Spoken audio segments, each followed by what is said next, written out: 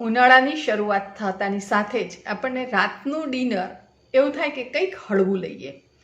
તો આજે હું તમારા માટે આયર્ન અને પ્રોટીનથી ભરપૂર એક સરસ મજાની રેસીપી લઈને આવી છું, જે નાના મોટા સૌને ભાવશે.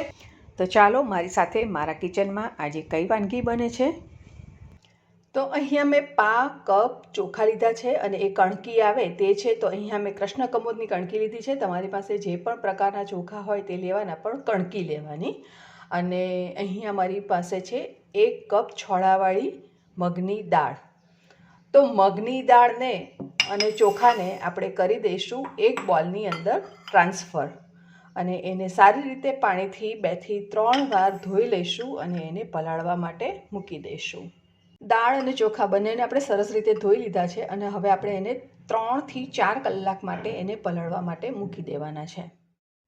લગભગ 4 કલાક માટે પલળ્યા બાદ તમે જોઈ શકો છો કે મગની દાળનો દાણો એકદમ સરસ રીતે સોફ્ટ થઈ ગયો છે અને આ સાઈડ ચોખા પણ સરસ રીતે પલળીને તૈયાર થઈ ગયા છે. તો હવે આપણે એને મિક્સીના જારમાં મૂકી અને આ રીતે અધકચરા એને ક્રશ કરી લઈશું. પૂરા એને નથી વાટવાના, થોડા આવા આખા દાણા રહે એવી રીતે વાટવાના છે. ત્યારબાદ એક નાનો બંચ પાલકનો લેવાનો છે અને પાલકને અહીંયા મેં ધોઈ સાફ કરી અને લઈ લીધી છે અને એની અંદર ઉમેરી લીધી છે અને એને મિક્સીમાં ફરીથી ચલાવી લઈશું અને દરદરી પેસ્ટ બનાવીને તૈયાર કરી લઈશું. તો આ રીતે સરસ પેસ્ટ બની જાય ત્યારબાદ આપણે એને એક બોલની અંદર ટ્રાન્સફર કરી લઈશું. હવે આ રેસીપી એટલી બધી હેલ્ધી બનવા જઈ રહી છે ને કે તમે એકવાર બનાવશો ને તો ટેસ્ટમાં પણ તમને બહુ ભાવશે અને તમે વારંવાર એને બનાવશો.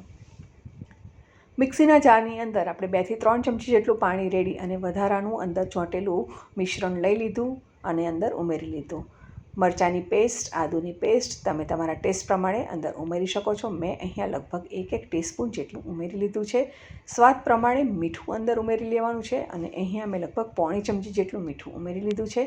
બધું સરસ રીતે આપણે એને મિક્સ કરી લેવાનું છે. અહીંયા મેં મગની છોળાવાળી દાળ લીધી છે, જે ફાઇબરથી ભરપૂર હોય છે, પ્રોટીનથી ભરપૂર હોય છે અને ડાયજેશનમાં પણ ખૂબ જ સરળ રીતે ડાયજેસ્ટ થઈ જતી હોય છે. તમે મગની છોળાવાળી દાળની જગ્યાએ યલો દાળ પણ લઈ શકો છો. હવે બધું સરસ રીતે મિક્સ થઈ ગયું છે અને આપણે આ સાઈડ એક ટીન લેવાનું છે અને એને તેલથી સરસ રીતે ગ્રીસ કરી લેવાનું છે.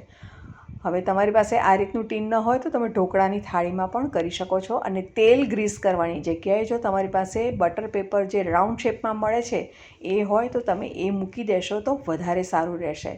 પણ મારી પાસે નથી એટલે હું અહીંયા તેલથી ગ્રીસ કરી રહી છું. ઓલરેડી આપણે એક લોયામાં પાણી ગરમ કરવા માટે મૂકી દીધું હતું અને હવે આપણે ગરમ કરવા માટે મૂકી દીધું છે ટીન. અને આ સાઈડ આપણે ઉમેરી લઈશું 1 ચમચી જેટલું અથવા તો 1 સેશે ઈનોનું ઉમેરી લેવાનું છે અને એની ઉપર આપણે ગરમ પાણી ઉમેરવાનું છે. લગભગ 1 થી 2 ચમચી જેટલું પાણી ઉમેરી અને બધું સરસ રીતે આપણે મિક્સ કરવાનું છે. થોડું ગરમ પાણી લેવું ખાસ જરૂરી છે, જેનાથી મિશ્રણ જલ્દી હલકું બનશે, ઈનો સરસ એક્ટિવેટ થશે અને જ્યારે આપણે ઢોકળાની થાળી ઉતારીશું તો એ એકદમ સરસ ફ્લફી થશે અને સાથે જાળીદાર પણ એટલા જ ફાઇન થશે. અને ખાસ એક ટીપ ધ્યાન રાખવાની કે આપણે થોડા ગરમ થયેલા ટીનની અંદર જ આપણે આ મિશ્રણને અંદર ઉમેરવાનું છે, જેથી કરીને ઢોકળા જલ્દીથી અળી જશે અને સરસ રીતે ફૂલશે.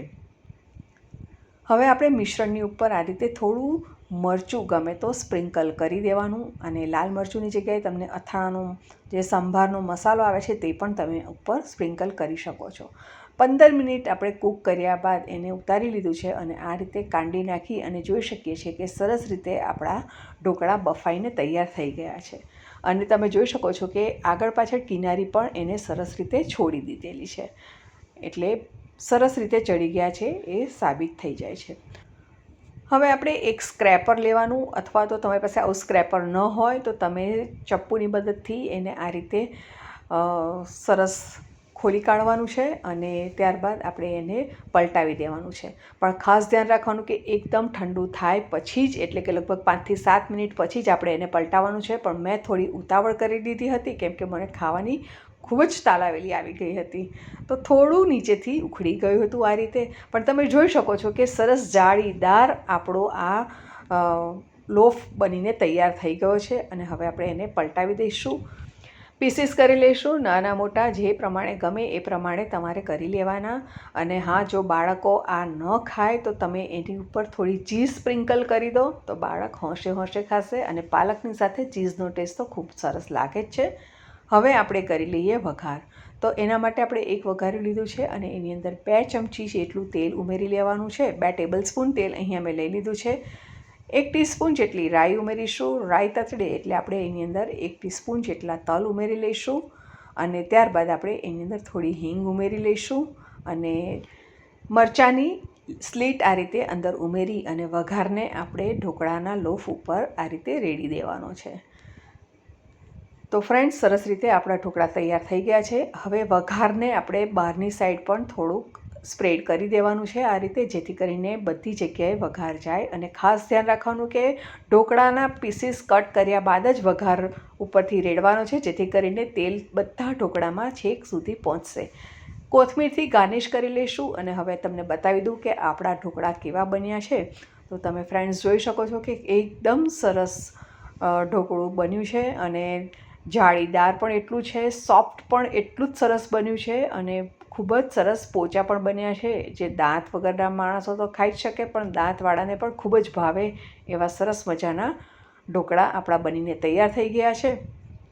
તો હવે આપણે એને સર્વ કરી લઈશું ગ્રીન ચટણી સાથે. તો ફ્રેન્ડ્સ, રેસીપી ગમી હોય તો વિડીયોને લાઇક કરો. ચેનલને સબસ્ક્રાઈબ ન કરી તો સબસ્ક્રાઈબ કરી બાજુમાં આવેલા બેલ આઇકનને પ્રેસ કરો. સાથે ઓલ નોટિફિકેશન બટન પ્રેસ કરો, જેથી કરીને તમને આવનારા નવા વિડીયોના નોટિફિકેશન મળે.